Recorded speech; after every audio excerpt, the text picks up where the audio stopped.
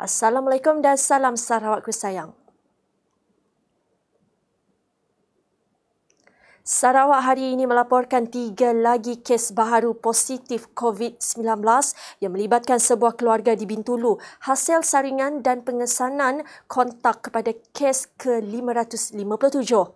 Menurut Jawatankuasa Pengurusan Bencana Negeri Sarawak, kes terbaru ini menjadikan jumlah keseluruhan kes positif COVID-19 di Sarawak setakat hari ini adalah seramai 560 kes.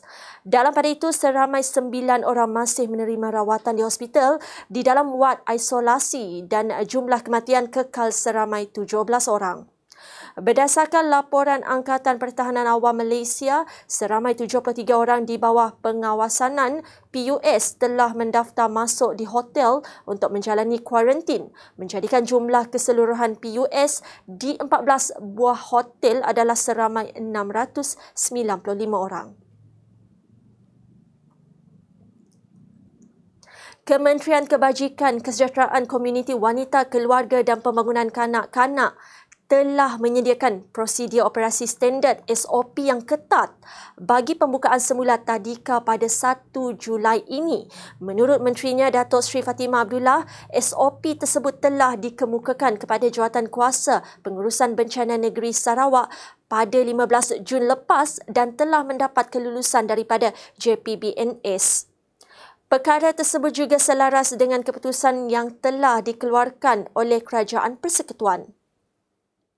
Pada pagi Isnin, kami telah membentang Standard Operating Procedure kepada Jawatan Kuasa Bencana Negeri SDMC dan memberi justifikasi mengapa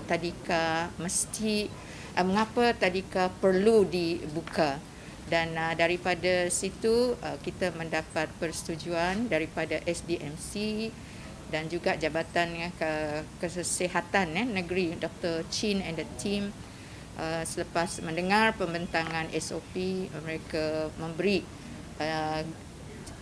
lampu hijau kepada kita untuk membenarkan tadika di Sarawak untuk beroperasi.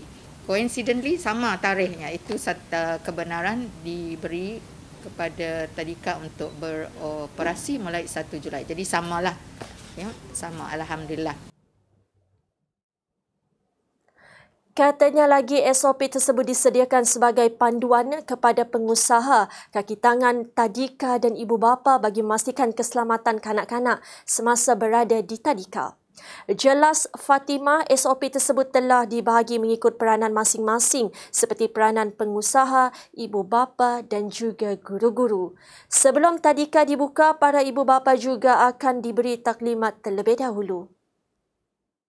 Tadika itu dibuka, mesti ada taklimat kepada kaki tangan, iaitu pendidik dan juga kepada you look at the standard. Ini peranan pengusaha. Mesti ada taklimat kepada guru-guru, kepada pembantu guru terlebih dahulu. Apa yang perlu dibuat di tadika tersebut sebelum, semasa dan selesai sesi.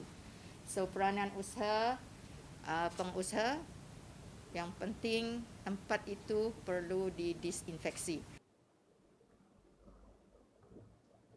Satu garisan panduan umum telah dikeluarkan bagi pembukaan semula rumah-rumah ibadat bukan Islam yang akan berkuat kuasa mulai 20 Jun ini. Pembukaan semula semua rumah-rumah ibadat tertakluk kepada rumah ibadat yang diwartakan di bawah Missionary Societies Ordinance 1967 atau di bawah Charitable Trust Ordinance 1994 dan yang berdaftar dengan Jabatan Pendaftaran Pertubuhan Malaysia di bawah Akta Pertubuhan 1966. Akta 355.